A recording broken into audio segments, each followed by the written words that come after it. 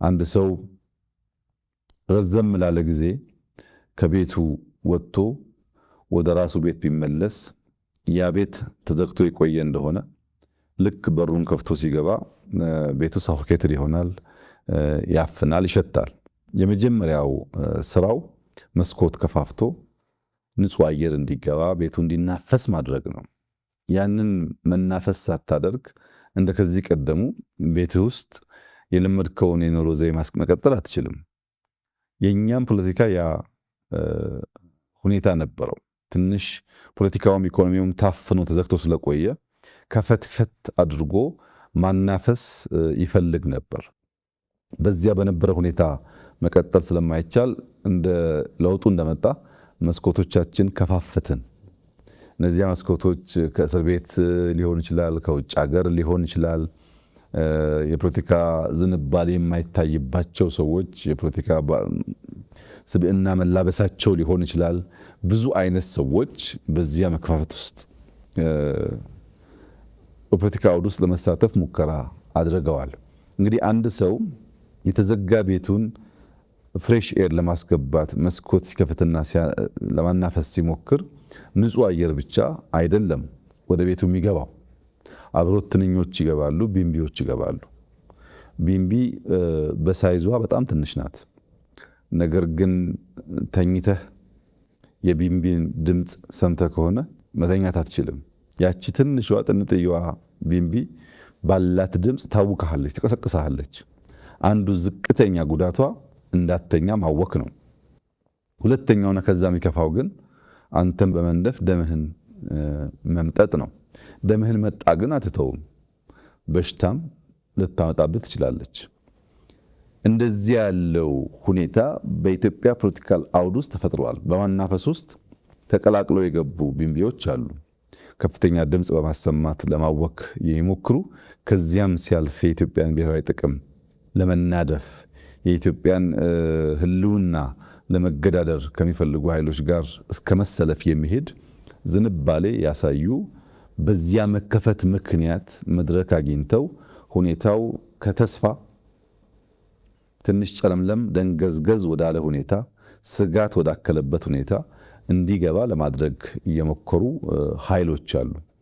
ይህንን ዝብርቅርቅ መንፈስ ነው የምታየው በሁሉም ክልሎች። በአማራም ክልል በከፍተኛ ደስታ የተቀበለው የደገፈው፣ በኋላ በተፈጠረ ሁኔታ ደግሞ ምንድነው የመጣብን የሚል ድንግዝግዝ ስጋት እያደረበት እየዋለ እያደረ ሲመጣ ግን ነገር እየተገለጠ ሲሄድ የመደመር መንገድ ብቸኛው አማራጭ መሆኑን፣ ለመበልጸግ የሚደረገው ጥረት ተገቢ ጥረት መሆኑን ያመነ ኃይል ሆኖ እንግዲህ ዘንድሮ ያንን በምርጫውም አረጋግጧል።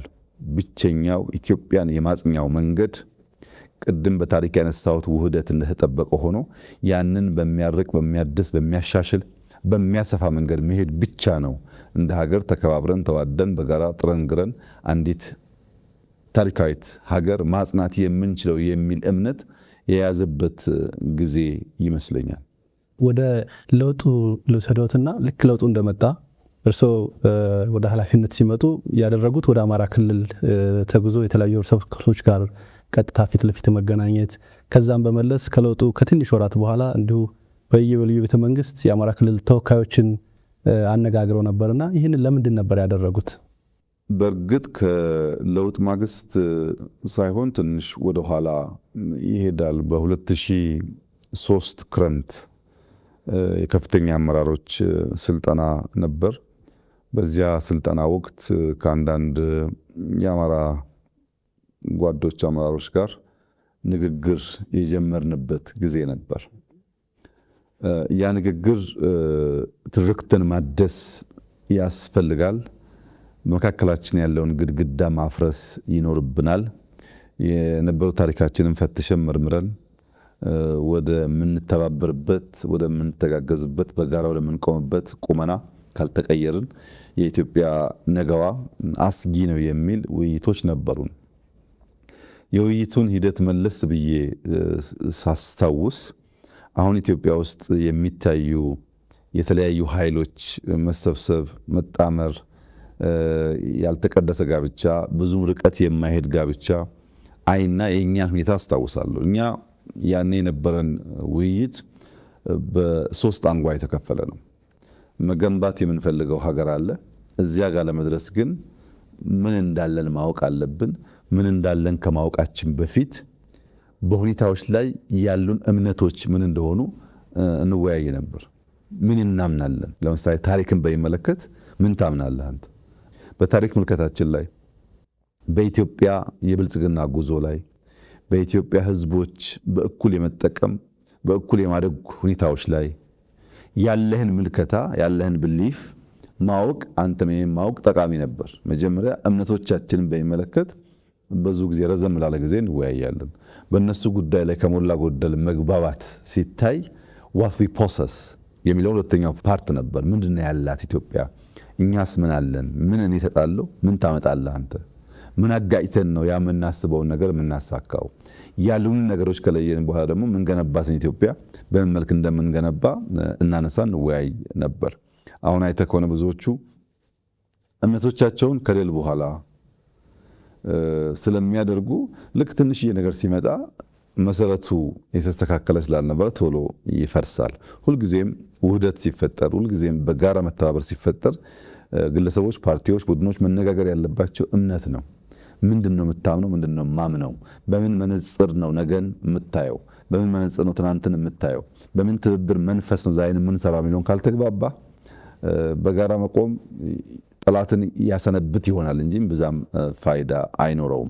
ያን ለመፍታት ውይይቶች እናደርግ ነበር። ከዛ ከለውጡ ጥቂት ወራት በፊት በኦሮማራ እንቅስቃሴ ባህር ዳር መጥቼ ከእናንተ ሚዲያ ጋር ቆይታ አድርጌ ነበር። ያንን መለስ ብላችሁ ብታዩ ይህንኑ ሀሳብ የሚገልጽ ነው። የሁለቱን ህዝቦች በጋራ ለዘመናት መኖር፣ አሁንም በትብብር መንፈስ መስራት ኢትዮጵያን ለመታደግ ያለውን ፋይዳ በጉልህ የሚያሳይ ነበር። ያ የኦሮማራ እንቅስቃሴ የተፈለገ የተወደደ አልነበረም። እንደምታስታውሱት ብዙ የሚጠላ እንቅስቃሴ፣ ብዙ አታክ የነበረበት እንቅስቃሴ ነው የነበረው። ከዛ እንቅስቃሴ በኋላ የለውጥ ፍላጎት ልክ እንደ በልግ ዝናብ ምንም ድምፅ ሳያሰማ በሚመጣበት ሰዓት ነገሮች ሁሉ ፈጣን ነበሩ። ያንን ባክግራውንድ ይዞ ነው ወደ ለውጡ ጉዳይ የገባ ነው ማለት ነው። የእንቅስቃሴ ዋነኛ ምክንያት ለውጥ ሲደረግ የህዝብን የልብ ትርታ በበቂ ደረጃ መገንዘብ ካልተቻለ ረዘም ላለ ጊዜ ለውጥን መምራት አይቻልም። ምንድነው እኔም አስበዋለሁ፣ ጓደኞቼ የሚያስቡት አለ፣ የምናቀውና የገባን ነገር አለ። ግን ያልገቡን ነገሮች ደግሞ እንደዚሁ ሊኖሩ ስለሚችሉ የሰውን ጥያቄ፣ አስተያየት፣ እምነት እኛ ረዘም ላለ ጊዜ ስንወያይባቸው የነበሩትን ጉዳዮች ማሱ እንዴት እንደሚያያቸው ለመገንዘብ የመጀመሪያው ስራ በየቀጠናው ሄዶ የህዝቡን የልብ ትርታ ማድመጥ ነበር እና የመጀመሪያ ጉዞ የአማራ ክልል ወደ ጎንደር ነበር። እንደሚታወሰው ጎንደር ከለውጥ ቀንዲሎች አንዷ ናት። የኦሮሞ ደም የኔም ደም ነው ብሎ የተነሱ ወጣቶች የታዩበት፣ ታሪኳን መለስ ብላ ለማየት የቻለች፣ በህዝቦች መካከል ያለውን ውህደት ያየች ከተማ ነበረች። በእርግጥ የኦሮሞ ደም የኔም ደም ነው የሚለው አባባል መፈክር ብቻ አይደለም፣ ትክክለኛ ነው። ጎንደር ውስጥ በስፋት የኦሮሞ ደም አለ። ቅድም ባነሳኋቸው ጋብቻዎች ምክንያት ብዙ ውህደቶች አሉ እና እዛ በመሄድ የህዝቡን ሁኔታ ለማድመጥ ሞክሬያለሁ። ከዚያ በኋላ በብዙ ከተሞች በባህር ዳር፣ በደሴ፣ በኮምቦልቻ፣ ደብረ ብርሃን፣ ወልዲያ፣ ደብረ ማርቆስ በኋላም የተውጣጡ ሰዎች እዚህም መጥተው ለሶስቴ ተወያይተናል። በዚያ ውይይት ውስጥ ህዝቡ ምን ይፈልጋል የሚለውን ለማየት ከፍተኛ ጥረት ተደርጓል። እንደኛ ባለ ታፍኖ በቆየ ፖለቲካ ውስጥ የሚደረግ ለውጥ ከህዝብ ጋር መወያየትና የህዝብን ልብ ትርታ ማድመጥ የሚያስፈልግበት ምክንያት ለምሳሌ የቻይናን ለውጥ ከማኦ በኋላ ዴንግ ሲመጣ የነበረው ሁኔታ ብናይ ከሞላ ጎደል ይመሳሰላል። ፖለቲካው የታፈነ ነው፣ ኢኮኖሚው የታፈነ ነው። ረሃብ አለ፣ ችግር አለ። ከ800 ሚሊዮን ያላነሰ ህዝብ በከፍተኛ ድህነት ውስጥ ይኖራል። ለዜጎች ምግብ ማቅረብ የሚቻልበት ሁኔታ አልነበረም። አይዲዮሎጂ ጎልቶ በትብብር ማልማት ሁለተኛ የሆነበት ሁኔታ ነበር። ይህን ጉዳይ ለመፍታት ዴንግ እንደመጣ ያደረገው ኢኮኖሚውን መከፋፈት ነበር። በኮሙኒዝም በሶሻሊዝም ያለውን እሳቤ ጥሶ ከሌሎች ከዚህ ቀደም ኢምፔሪያሊስቶች ብሏቸው ከሚጠሏቸው ኃይሎች ጋርም በትብብር ለመስራት ነበር የወሰነው። ዴንግ የመጀመሪያው የሶሻሊስት ካምፕ እና የቻይና መሪ አሜሪካን የጎበኘ ነው። አሜሪካንን ጎብኝቶ በትብብር እንስራ የሚል ጥያቄ ነበረው። ያን መከፋፈት ሲጀምር ግን ጉዳዩ አልጋ ባልጋ አልነበረም። ብዙም ገንዘብ ስላልነበረ ከዛ በፊት ብዙዎች እግረኞች ነበሩ። ባለሳይክል ለመሆን ባለሞተር ሳይክል ለመሆን ነገር ሲከፋፈት በዚያው ልክ ኮራፕሽን በጣም ተስፋፋ። ኮራፕሽን ብቻ ሳይሆን ኢንፍሌሽንም በጣም አደገ። ኢንፍሌሽን እና ኮራፕሽን ደግሞ ማስን የሚያስመርር ጉዳይ ነው። ያን ሃንድል ለማድረግ ያን ለመፍታት ጥረት በሚያደርጉበት ሰዓት ነበር ወጣቶቹ የፖለቲካል እንቅስቃሴ ያደረጉት። የፖለቲካል እንቅስቃሴው መንስኤ ደግሞ ምንድን ነው? ኢኮኖሚያችን ኢምፔሪያሊስት ካልናቸው ትናንት ከጠላናቸው ሰዎች ጋር የሚቀላቀል የሚከፈት ከሆነ ፖለቲካችን ቢከፈት እንዳለበት፣ ፖለቲካችን ልክ እንደነሱ ዴሞክራሲ ይሁን፣ ልክ እንደነሱ ምርጫ ይኑረን የሚል ጥያቄ ነበረ። ይሄ ጥያቄ እንዲህ በቀላሉ ምላሽ የሚያገኝ አልነበረም። ደም አፋሷል። ምክንያቱም በነ ዴንግ እምነት ጠንካራ መንግስት፣ ዲሲፕሊንድ ፓርቲ፣ ረዘም ላለ ጊዜ የሚጸና መንግስት ካልፈጠርን በቀር ቻይና ውስጥ ያለውን ችግር አንፈታም የሚል እምነት ነበራቸው። በርካታው ሰው በድህነት ውስጥ ስላለ ኢኮኖሚክ ኦፕን አፑን እንጂ ፖለቲካል ኦፕን አፑን አይቀበሉም። ተማሪው ግን ኢኮኖሚን ከፍታችሁ ኢንፍሌሽንና ኮራፕሽን ከመጣ ፖለቲካውን ክፈቱት የሚል ጥያቄ ነበረው።